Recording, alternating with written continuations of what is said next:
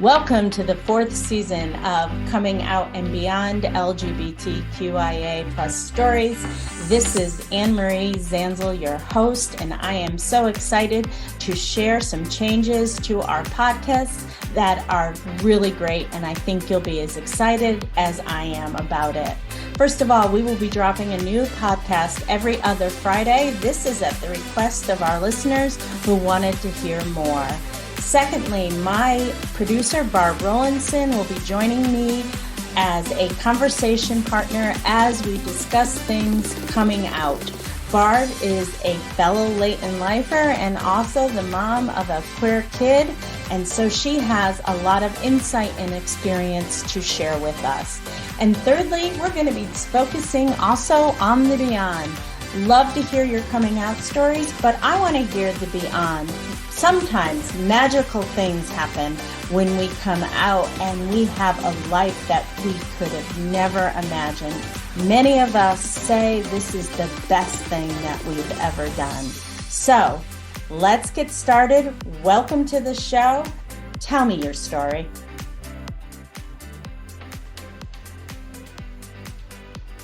Stephannie Weikert is a certified yoga therapist and creator of the Make Peace with Stress method. She wants to live in a world where all women flourish because she knows that when women thrive, everyone benefits. She mentors women who feel stuck and struggle with overwhelm and self-doubt to incorporate the time-tested wisdom of yoga into their daily lives so they can be balanced, calm, and confident. When she's not teaching women to use life's challenges as catalysts for growth, she can usually be found hiking or planning to hike all the trails, reading, practicing ukulele, or working on her first book about how to make peace with stress. Discover more about Stephannie and Make Peace with Stress at makepeacewithstress.com. Hi, Stephannie. Welcome to the show. Hi, Anne-Marie. Thanks for having me. I'm so excited because I am a yogi and I can't wait to hear what you're going to talk about today. But first, tell me your story. So my coming out story is started about 10 years ago. I started just noticing some things that I was paying attention to that felt confusing, that I explained away as something other than what it really was. And after a number of years of going back and forth and questioning and wondering and denying and suppressing and all the things that we do, I actually heard you on a podcast, and you said, straight women don't lie in bed at night wondering whether or not they are gay. And I was like, oh, okay, well, there you have it. That solidified a lot for me. So you heard that. So what happened next? Were you married? Yeah, I was in a marriage with a man. At that point, it was, 18 years. I had 2 children. And the very next thing I did was got sober, because in those years of struggling and questioning and all of that, one of the ways that I coped was over drinking and smoking pot almost every day. And even though I felt pretty sure that I knew that I was gay, I wasn't about to blow up my whole entire life until I was really, really sure and clear. And so getting sober was just part of that for me. So I did that for a couple of years, and all the same feelings were still there. And so in early 2019, January of 2019, I came out to my husband, and he was great, super supportive, super understanding, recognized that it was true and not something that I'd, done wrong or whatever, which I felt really blessed about. And that's actually really wonderful. as you Yeah. know, like not everybody has that I experience. totally understand. And, the truth is, I didn't know I was going to have that experience. I spent, at least a year once I came out to myself and knew that was true, sort of plotting how to move forward. And the biggest perceived obstacle was that he was going to, not take it well, and that was going to be a thing to deal with. But he was great and still is. We're still very close. We decided to keep the status quo in our household until we could, live with this information for a while, which was very liberating for me. And then we talked to our kids about 9 months later. So it was, it's been couple of years now. They're teenagers. They're now 18 and almost 16.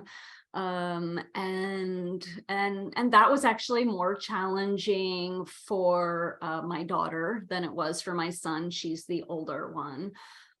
So we, took some time there to let that information settle and to just be there for them. We really wanted to tell them nothing's going to change right now. Let's work together through this. And that was a roller coaster. It was a lot of ups and downs, as there always will be, right? Yes, absolutely. Yeah, and then we were my now ex and I were about to we were talking about separation and moving forward when the pandemic hit. And obviously that just put a big halt on everything. But ultimately in September of 2020, I left the house on a semi-permanent basis, a temporary, transitional basis. And we did that for a while until finally in 2021 I moved out and we got divorced and doing custody and always working through the challenges that are present in life for everybody, but absolutely unique circumstance. Can I ask you, just because we come from the same like later in life background, and this is a big question that a lot of people ask, is how did you navigate like the months in the house with your husband? Did you guys get a separate bedrooms? How did you do all that? Because a lot of times I feel like that period is like a stopping post along the way, and people sort of navigate all that. Well, and everybody does it differently. Just because Stephannie did it this way doesn't mean it's the way to do it. But I'm just curious, how did you do it? Yeah, it's a great question. And interestingly enough, we had already been in separate bedrooms for a little while.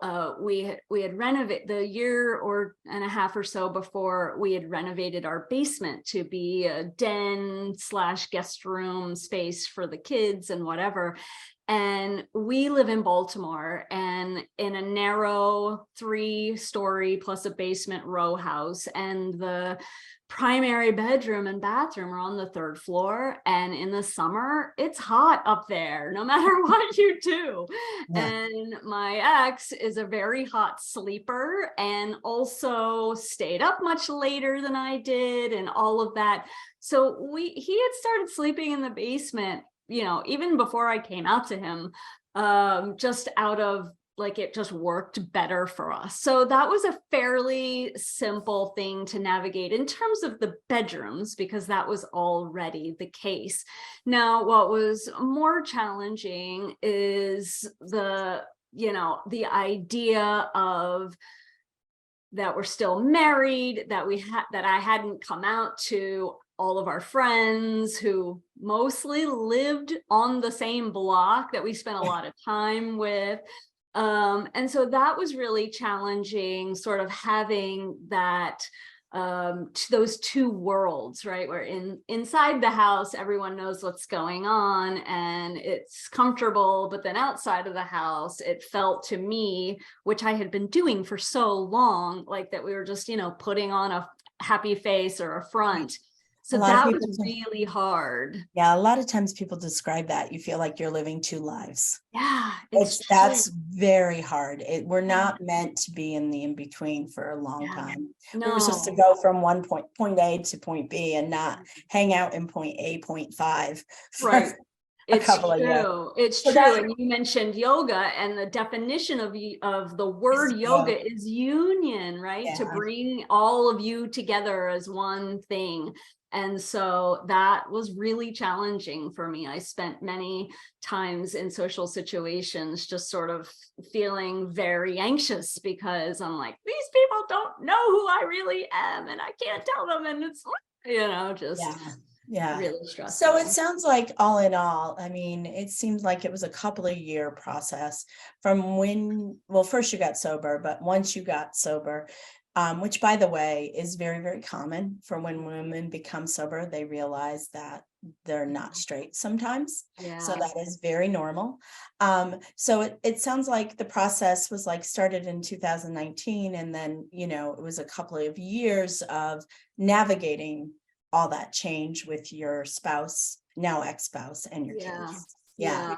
Yeah. For sure. So, And, I would just like to point out, though, that 2019 was the moment that I actually came out, and it was probably 5 years before that in terms of questioning, going back and forth, drinking myself into oblivion, smoking myself into oblivion, and then ultimately getting sober and saying, okay, this is real, this is happening, I can't deny it, I can't suppress it anymore. So I just want to acknowledge that it can be a very long process. I also feel like it's important to share, because I feel like I don't hear this as often, but I started questioning my sexuality without having had any real experience with me too. women. Yeah. Well, same thing. I mean, and we're more of a minority. Yeah. We really are, but we're not alone. You know what I'm saying? Yep. Most women, when they begin their coming out journey, either they've had experiences in high school and college or in their young 20s or something. And then there's people who like fall in love with somebody. Right. We talk about the catalyst, Right. but like I was the same, like I came out without having really much experience at all, except maybe leering at women. Right. And, so it was really like the way our stories intersect is like it was 10 years from when I had the aha moment, like, oh yeah, I'm not straight. And I don't even think I used that language then to when I actually physically, began the whole coming out process. So sometimes I think it's really nice to honor the fact that it doesn't happen for some people like boom, boom, boom, boom. It's more like it takes a while. It can really take a while, for sure. So I think what we're trying to say is give yourself grace. And compassion. So tell me about your work, Stephannie. So I am a certified yoga therapist, and my business is called Make Peace with Stress. And this is super relevant to this conversation because the method that I started using and now teach, I actually discovered in my late 20s when I had been struggling with anxiety, self-doubt, overwhelm, just sort of the roller coaster of chronic stress. And the first thing, the sort of catalyst, if you will, of changing my life is that I developed in that like decade from my like late teens to late 20s of really struggling. I developed a compulsive behavior of pulling on my eyebrows and eyelashes. I now know it's called trichotillomania. People pull on their hair, but a common compulsive behavior that people are more familiar with is nail biting. Right. And it's like a nervous habit. It's a coping mechanism. Well, mine was pulling on my eyebrows and eyelashes. And I had this experience where I had all my eyebrows and eyelashes were completely gone. And I was renovating a bathroom of a house that I had purchased at 26 years old. And I saw myself in the mirror, and I had what I now know from being a yogi is a witness consciousness, right? Or at the time, I thought of it as an out of body experience. I saw myself from beyond myself. And I saw myself in the mirror, and I heard a very clear, distinct voice that said, you can either take ownership of your experience or just stay stuck and miserable. And it's so obvious, but at the time it was this huge, sort of like hearing you on that podcast. Yeah, it was just like, oh, there it is. You either like make changing your life and feeling better and getting on track with what you really want your priority, or just keep spinning out. Right. Yeah. And so what I decided that I was going to figure out how to stop pulling on my eyebrows and eyelashes, because even though there weren't any there, I still had the nervous habit of scratching and picking and pulling. And it, it's not a good look. And so I said, that's wait a minute. For our listeners, Stephannie has very full eyebrows. Yes. And you can actually, on my website there, I have a picture of myself with no eyebrows or eyelashes. It's it was hard to see. And so I decided that's what I was going to work with. I was like, if I can just stop doing that, then I feel like that will be, that will get some momentum going. So what I started doing without knowing what I was doing is, when I found myself looking for eyebrows or eyelashes to pull on, yank on, when I found myself doing that, having that anxious, nervous coping mechanism, I would literally sit on my hands and bend over in the chair that I was, sitting in, or sometimes I would stand up against a wall, or I even did it sitting on the toilet sometimes. And I'd bend over and I would just take some slow breaths, and I would say to myself, at first, stop doing that. Just stop yourself. Just stop yourself. And as I kept doing it, and that language evolved to, you're okay. It's going to be okay. You can handle this, that sort of thing. And then even that evolved. And even though I stopped really picking and pulling on my eyebrows and eyelashes, because that simple process of paying attention to how I was feeling, and when I was feeling awful, really stressed, under the umbrella of stress, anxious, overwhelmed, freaking out, doing some nervous habit, whatever, I would do this, and I would feel better, like right away. It didn't last, but it was enough to stop the habituated pattern of what I now know as chronic stress, of freaking out, and then, freaking out because you're freaking out, and, getting into this vicious cycle.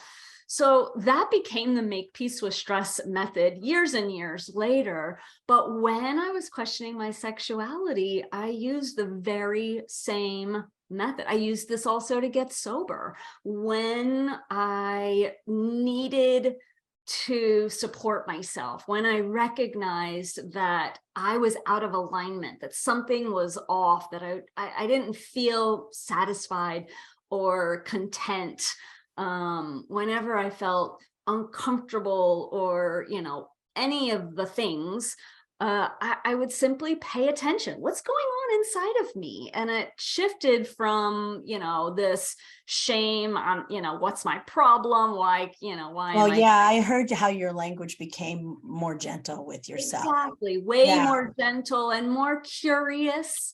And so that's the first step of the Make Peace with Stress process, is simply noticing your inner experience, giving yourself the ability to pay attention without judging and labeling and criticizing and shaming and all of that, to recognize that whatever's going on inside of you is information that you need, right? Just like being hungry or, bleeding or having an earache, right? It's simply something that your body and mind and heart and soul are trying to communicate to you. So noticing that and paying attention. Well, what I am hearing is the ability to not fall into your feelings, just to be able to stand as a curious observer and say, okay, what's going on? Right. So what I find the hardest thing to do, though, is to get to the place where people become curious observers. Yeah. I mean, like, once they get it, once they understand that, oh, I do not have to fall into we'll use your tick, your stress method of pulling your eyebrows out. Like, you realized at some point, oh, I don't have to do this. And you got rid of I would say, the physical need first by sitting on your hands. So you really you made it a physical experience because it's basically embodiment. Sure. And, and so you did that. Like, how do you work with your clients so they get to the point where they are observers of their experiences and not caught up in them? Yeah, it's just practice. And it's something that to this day, I'm 50 years old and I started doing this at 27. I to this day work with that as a practice of, recognizing when I'm swept up in the momentum of a pattern versus when I am being intentional. And so it's just a practice, but B, when we have a habituated pattern, we have to acknowledge our agency over it. And that in and of itself is a practice. In fact, it's not officially part of the Make Peace with Stress method, but the first module in the program is called Reset. And Reset is simply a practice of pausing, just pausing, right? Because anything that has momentum is going to keep going in that direction. But if you can start to interrupt it, even for 1 second, you, in terms of the neurology of it, you literally interrupt that neural synapse and give yourself an opportunity to create a new one, but you have to be willing to interrupt it. Hey, Barb, my fellow late in life lesbian. Why? Well, hello, fellow late in lifer, Anne-Marie. I love being an out and proud lesbian. Me too. It's the best being a queer person. Right? And it's so different from my previous straight life. Yes, ma'am, it is. Now, okay, so let me ask you a question. Go for it. Okay. So just remind me again, how long did it take you to actually come out? From the first time that you realized you were probably gay to actually coming out? That's a very complicated question, but in my adult life, first time when I realized I was gay, it was a long process, probably almost a decade. It can take so long, right? There's so much to wrestle with when you're coming out later in life. Oh, absolutely. And that's the reason why it's so difficult. Coming out first, you have to come out to yourself. And then sometimes some of us choose coming out to our husbands and kids if we're married, or our partners, coming out to family, figuring out how to move forward as a queer person. And what does that mean for us? Does it mean that we're going to get divorced? Are we going to stay in our marriage? There's a lot of questions. And then also wrestling around issues around religion and faith. And the most important part to me is finding other queer people to connect with, like dating. There's so much to unpack, and it is a pretty overwhelming process. Honestly, I think of it as a second coming of age. It's like you're actually a teenager again, and you are figuring out how you fit into the world. It's exactly like that. And that's why we call it a second adolescence, right, Barb? That's so accurate and so true. And I remember it very keenly, how challenging it was and how lost I felt sometimes. And I know that many of you who are listening are feeling that way too. So let me say this. If you're a person listening to this podcast and you think that, maybe you're not quite as straight as you thought you were, you should check out Anne-Marie's Lotus Group Coaching Program. And I suggest this not because that I've taken it, but because I have seen the work that you do with people, and I know that it helps. And I wish that I had had this program when I was coming out. So, Anne-Marie, I want you to tell the nice people who are listening, what exactly is Lotus Group Coaching? Well, first of all, thank you so much, Barb. That's really nice to hear. And it does give me a lot of joy to work with people who are coming out later in life. So what is Lotus Group Coaching? It is a program I offer to cis, trans, and non-binary people who are comfortable in those spaces.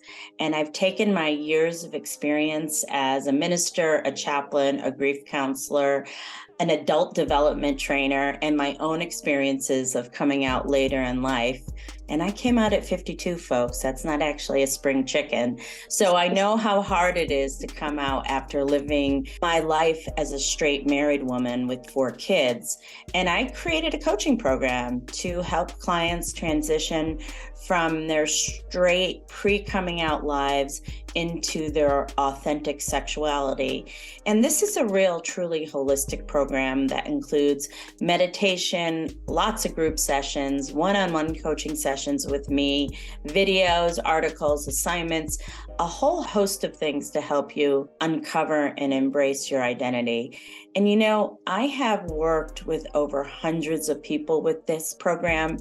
And for me, it is such gratifying work and really feels like my life's purpose. Mm-hmm. That's truly amazing. It's an amazing thing to see. And, one of the greatest things about it is that it takes people from this place of feeling very alone, and then it puts them into a community of other people who are dealing with the same issues. Absolutely. And as you and I both know, community is everything. Mm-hmm. Amen. Yeah, community is everything for people who are first coming out. And community is still tremendously important living as an out queer person in this world.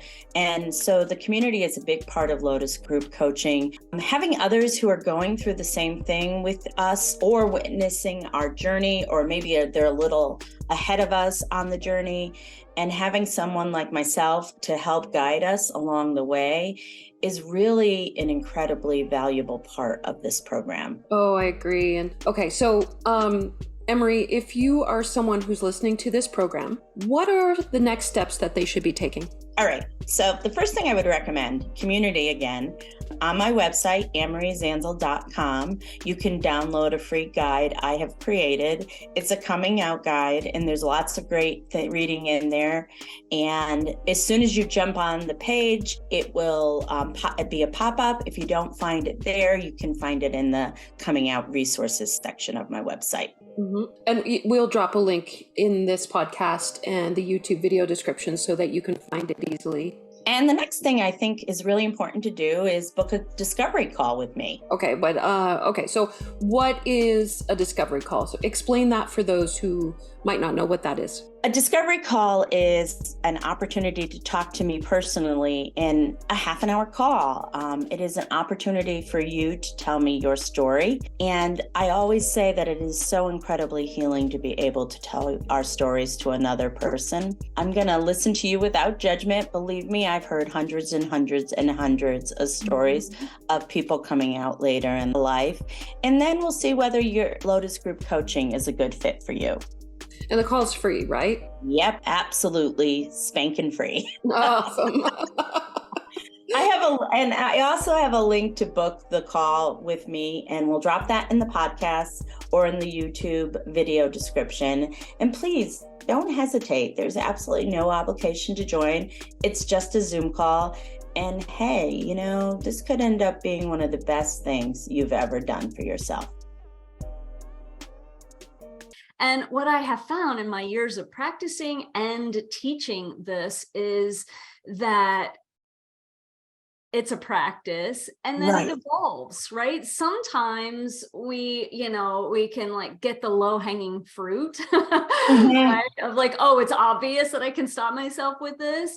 But then sometimes there's deeper ingrained patterns that have been there for a long time that take a long time to cultivate agency over.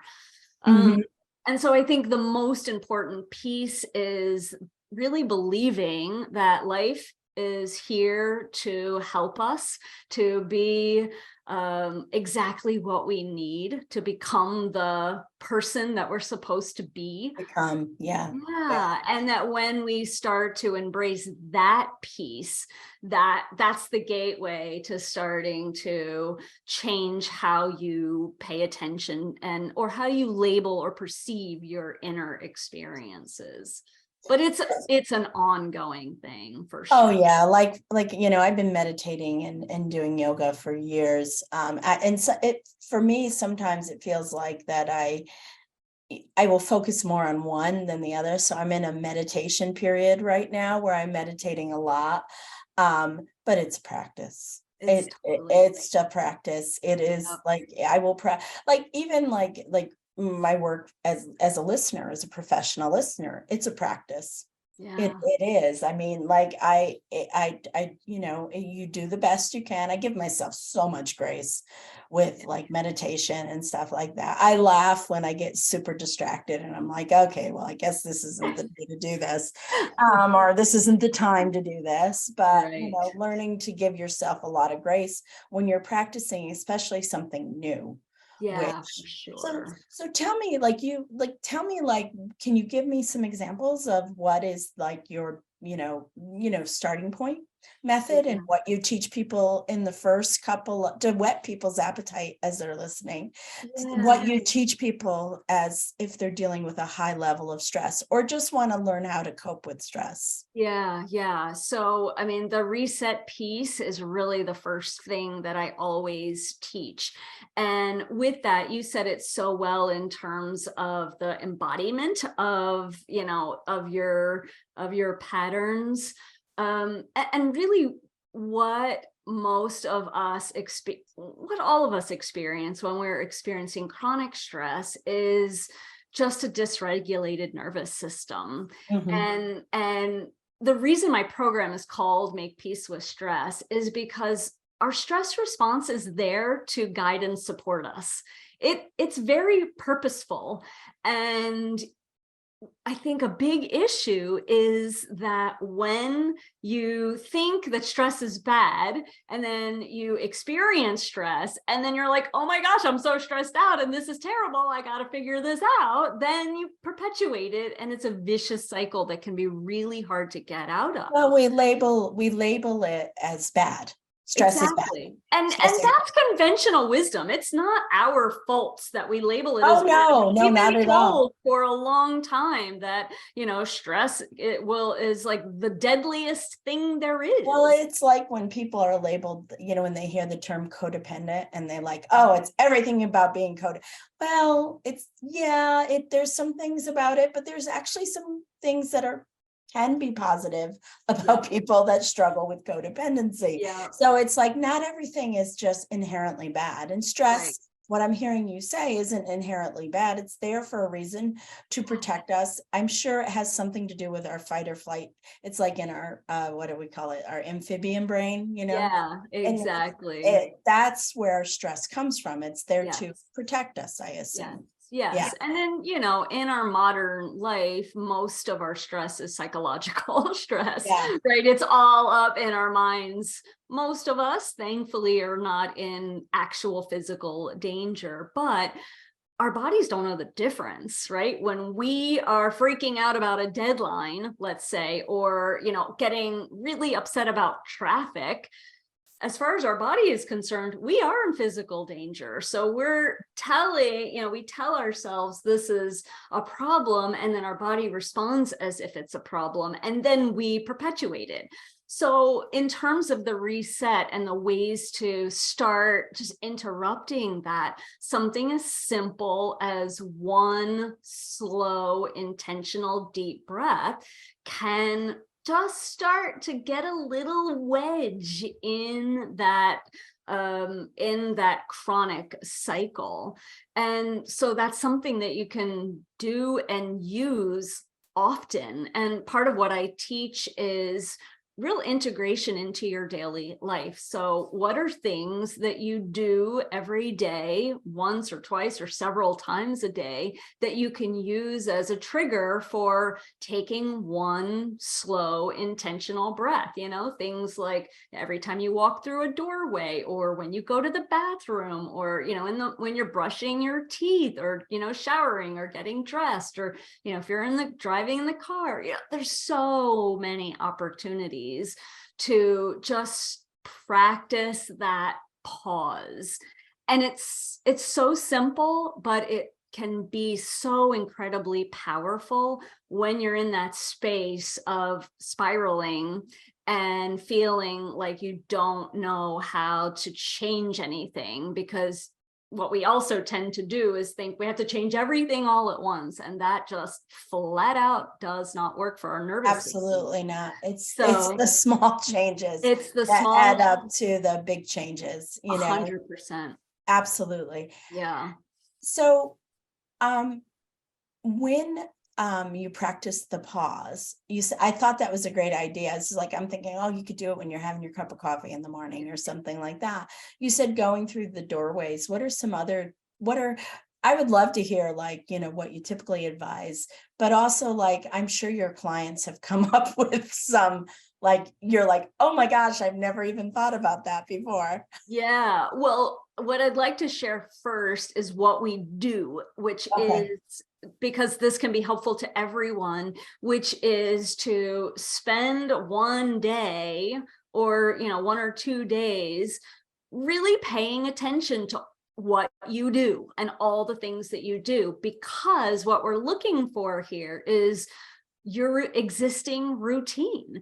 And the reason that it's important to really pay attention, and often my clients will literally take a piece of paper or on their phone, like start a note and just write down a long list of every little thing that they're doing all day for a day or two.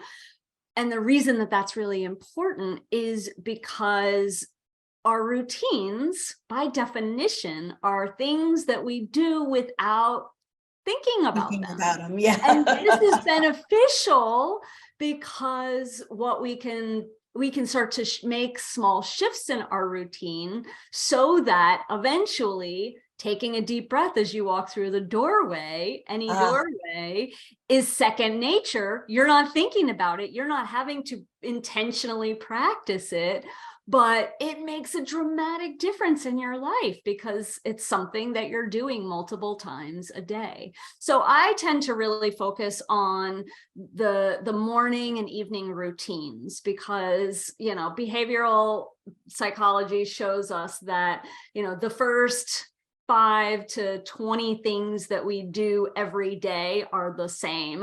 And the last 5 to 20 things that we do at the end of the day, for the most part, are the same.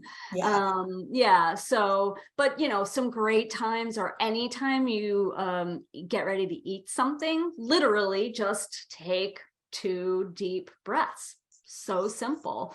I'd also love to just make sure, you know, it's easy to say, oh, take a deep breath, but there's a specific way of breathing that can be really beneficial to your nervous system as it relates to stress, versus just taking any old deep breath. One thing that I see a lot is someone takes a deep breath and they're like, right? And that really intense inhalation where everything sort of comes up to the neck and shoulders is not helpful.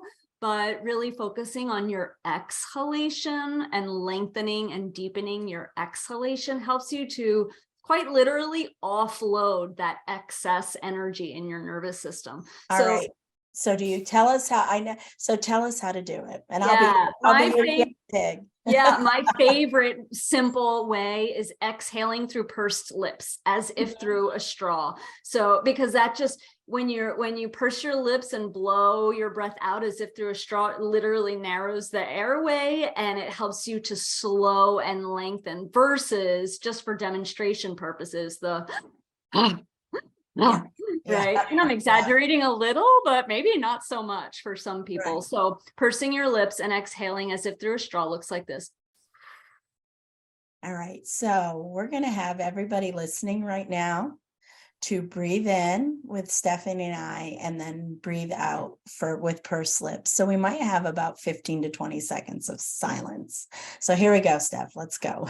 Let's start with the exhalation. Go ahead and Okay. purse your You lips. teach us. Yes, go ahead Okay. and purse your lips and blow whatever breath you have out gently. And then seal your lips and inhale through your nose. And just keep doing that. And as you exhale, really slow and deepen that out breath. See if you can empty your lungs all the way out without overly forcing it, but be deliberate. And then as you inhale, just see what it takes as a practice to relax and let yourself expand and receive that in-breath. So many times when we think about taking a deep breath, we contract around pulling the breath in, and that sets the nervous system off, like something's wrong here, we're breathing funny. But if you can imagine that you're like a balloon and just expanding gently in all directions to really let the breath fill you up gently, that's a big difference. Well, and actually, Stephannie, I was joking with Stephannie before we began, and I have a speech impediment, so her name is really hard for me to say, and she taught me this right before we got on air, and it works. It just it does work. Breath work is amazing. It really truly can change everything. Stephannie, can I ask you, do you do poses and stuff like that, or is it more just breath work with your clients? Yeah, I do some postural work, but it's really more about, as you said earlier, embodying how you want to feel. So I don't teach as part of my program things like, rolling out a mat and putting on stretch pants and doing warrior and down dog and that sort of thing. But I do teach things like how you're sitting in your chair, which from a yogic perspective is seated mountain pose, right? But if you're, and you said earlier that sometimes you sit in your office chair for, long hours, and I'm pretty sure that most people can relate to that, and you're slumped over and you're, all crooked and slouched, makes it hard to breathe well, but also your physical posture directly relates to your state of mind. So if your chest is sunken and your shoulders are rounded and you're slumped over, you're going to feel how that looks. And so that can make a big difference. Things like the way you stand in line at the grocery store, or, when you're in the shower, the way that you use your body can either be same old perpetuated patterns, or a moment of intention where you are, focused on how your body feels and enjoying the warm water and, the shampooing of your hair, and really getting in touch with your physical feelings so that you can adjust them, enjoy them, and really be more and more observant on how that affects your mental state. Well, it sounds like the beginning of your program is about mindfulness, really. It is about being mindful of every moment and not sort of sleepwalking through it. Not that we can be mindful of every moment, but when, for example, like you said, when you're taking a shower, being very mindful of the experience of the shower, of the hot water, the soap going down your side of your face and down your back and all that stuff like that. So it sounds like it's about really, it sounds like that it's really about mindfulness and breath and awareness. Like, it's true. Yeah. And I'd love to share that the best ways to do that are to look at the areas of your life that you're really experiencing discomfort. So for example, in the shower, I had one client a long time ago say, I get in the shower and I immediately start thinking about my to-do list of the day, getting anxious about, am I going to be able to deal with it all, wondering what I'm going to wear and hating on my wardrobe and how much weight I've gained. And so her entire shower experience was one of perpetuating stress, like starting off her day in a tizzy because of the way that she was using her mind in those moments. And so for her, that shift of her shower becoming a moment of deep physical, mental, emotional, and behavioral, even self-care, made a dramatic difference. I had another client who traffic and just driving and being in the car was just chronically upsetting for her. She just was always worried about, all the things. And so for her, reclaiming that space, because it was such a source of stress and upset for her, really made a big difference. So I would advise everyone to really pay attention to, like, what are some of the hardest challenges that you experience every day in terms of feeling, frantic and worried and overwhelmed and upset, impatient, whatever it is. There's so many things that can fall under the umbrella of chronic stress. And say, okay, just like me with my eyebrows and eyelashes so many years ago, so focus on one thing. Yeah. And just say, I'm going to reclaim that small space and just start with that. And what will happen is you'll cultivate the skills in that particular area, and it'll make such a big difference that it will also give you the confidence and build momentum to start doing it in other ways, and in ways that, are in like bigger life challenges, right? I like to focus on part of the daily stuff first, because when we're stuck in chronic stress, the daily stuff is what is almost like the engine that really keeps it going. And then we have nothing for, bigger things like getting a divorce or figuring out custody or whatever those things might be for anybody, the bigger life challenges. Well, thank you, Stephannie. And if you want to hear more about what Stephannie does or get in touch with her, you can find her at makepeacewithstress.com. So we're going to go back to your queer side for a minute, okay? Yes. So do you have a coming out song? Yeah, I love this question. And I didn't think of it as a coming out song during my coming out process, but India Ari's song, I Am Light, felt so important to me because it just cut through the labels and cut through the, there's some lyrics in there that's like, I'm not the mistakes I've made, I'm not, all of the outside things. And it just really gets to the essence of all of us are humans. And that key piece really helped me recognize that my experience, although I felt alone for a long time and felt unique for a long time, really is just a human experience. Yeah. So how about books or movies that changed your perspective on life? 100% The Power of Now by Eckhart Tolle. That makes sense. That book, it also really influences the way that I teach, because the thing that I love about The Power of Now and just about all of Eckhart Tolle's teachings is it just cuts through all of the things. I know for me, when I was going through really a lot of the challenges that I've been through in my life, but it's easy to get swept up in, well, what about this? And what about this? And what about this? And what about this?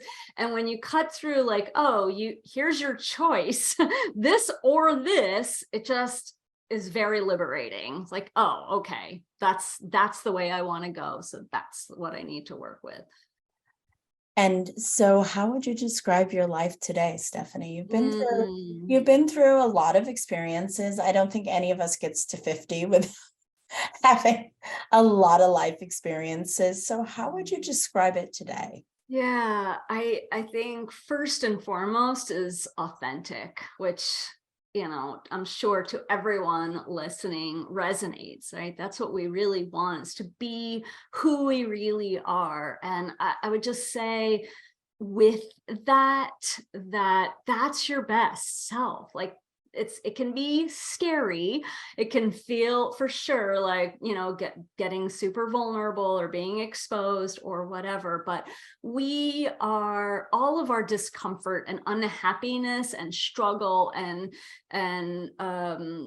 suffering is because we're not being who we're really meant to be. It's an indication that our authenticity has some room to expand in our lives. So embrace that, and just, the people. Well, go ahead. yeah, and what I was thinking too is that, for Stephannie and I, it was more about our sexuality and other things as well, but more about our sexuality, but that's not true for everybody.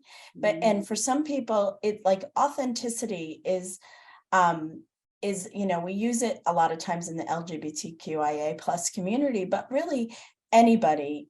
Like, if you are not living your authentic life, if you are married to someone that you have nothing in common with you and you are very miserable, even though you've been married for 25 years, go towards your authenticity, because that also helps deal with a lot of times the stress. Sometimes it's stressful getting out of those types of situations, but really in the long term, it really helps with the stress and the feeling of restlessness and the feeling of I don't belong.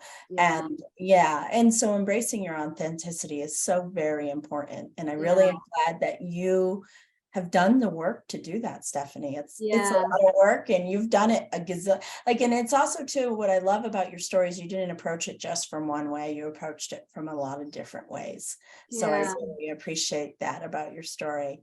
So if you want to hear more from Stephannie, you can find her at makepeacewithstress.com. And I am so glad you joined me today on my show. It was great to hear your story, and it was also great to hear some real practical tips about how to deal with not the boogeyman stress. Exactly. Thank you so much, Anne-Marie. It's been great. Thank you. You've been listening to Coming Out and Beyond, LGBTQIA plus stories with Anne-Marie Zanzel. New episodes of the Coming Out and Beyond podcast drop every other Friday. You can tune in at Apple Podcasts, Spotify, Google Podcasts, and at annemariezanzel.com. Be sure to hit subscribe when tuning in so you never miss an episode. And for more resources, articles, videos, and a free downloadable guide for coming out later in life, visit annemariezanzel.com.